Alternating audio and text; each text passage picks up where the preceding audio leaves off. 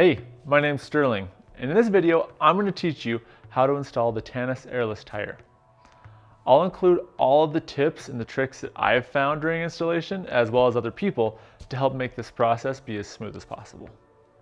I'm going to be installing our 26 by 1.75 inch razor blade tire, one of our most difficult tires to install. First, let's go over how to select the right tire for your rim. You'll need to remove your current tube and tire off of the rim. Then, check to make sure that your rim has what's called a lip, or the hook on the side of the rim.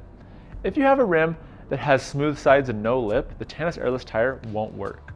Our tires need these lips to be installed and stay safely secured. Next, measure between the lips of the rim. This is called your inner rim width. Millimeters are preferred.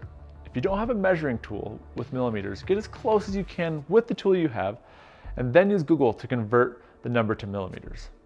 Then, go to our website, tannusamerica.com, and find which tire options will work using your tire diameter and inner rim width measurement.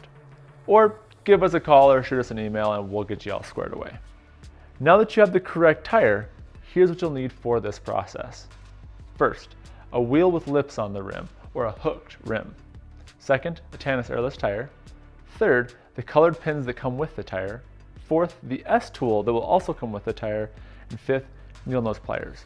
We also sell what's called a P tool to make installation quite a bit easier. Now, let's get started. Before we get working on the wheel, it can be very helpful to place the airless tire in the sunlight for 30 minutes or so. This can help the tire be a little easier to work with. Easy rule of thumb is the warmer the tire, the easier the installation. If this isn't an option, no worries. First, let's take the rim strip off the wheel. If the rim strip is left on, it can cause issues with the pins and the tire seating in the rim. It can also break and bunch up under the tire down the road. Better to just get rid of the rim strip now. Next, take your needle nose pliers and test fit the pins under the lip of the rim. You'll want to use the pin size that turns easily and securely under the rim edges. A good test is to see if you can pick the rim up by the pin without the pin popping out. If you have two pins that work, we recommend going with the looser option for an easier installation. With the correct pin size selected, insert a pin in each of the holes around the tire. Make sure the flat part of the pin is facing the top or the tread side of the tire. This will be the edge that sits flat against your rim edges. I've found the best way to do this process is to stick each pin into the holes and then use the large flat side of the S tool to press them down into the holes. Use your needle nose pliers to make sure the pins are pushed evenly through on both sides. Now, we'll stretch the tire onto the wheel. There are a few ways you can do this. One way is to rest the wheel against the ground and then, starting at the top, hold and stretch the tire on and around the wheel using constant pressure the entire way around. The constant pressure is very important and can change the install from feeling impossible to being fairly easy. This can be tougher with the thicker tire options, to be fair. Also, be careful of any pins sticking out, they can cut up your hands. If you get to this part and can't seem to get the tire over the rim, use the S tool as a lever to get the last portion of the tire around the rim. One way to get the tire over the rim is to grab a friend. While you hold one side of the tire and the wheel, they can help pull the rest of the tire over. They can also use the S tool to easily pop the tire over the rim while you hold the rest of the tire. One last method is to install a few of the pins in the tire on one side of the rim.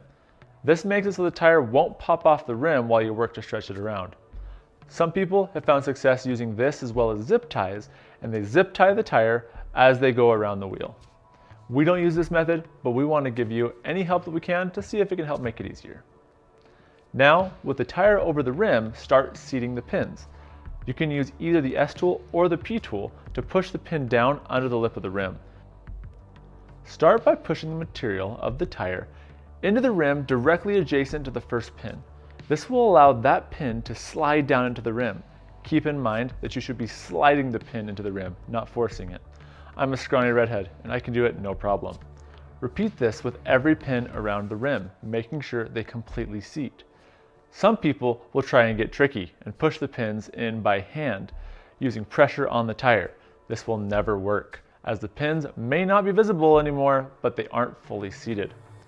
With all the pins seated, It's a good idea to check both sides to make sure that no pin edges popped out or didn't get all the way pressed in. If you see a spot, simply take your S tool or your P tool to press the pin down. If you see any wobbles, check those areas. The tire should ride true on the wheel. If you notice that a pin won't seat, it could be that that pin is broken. If you have a broken pin, simply use needle nose pliers to pull that pin out and install a new pin. Each set of pins should come with 2 to 3 extra pins.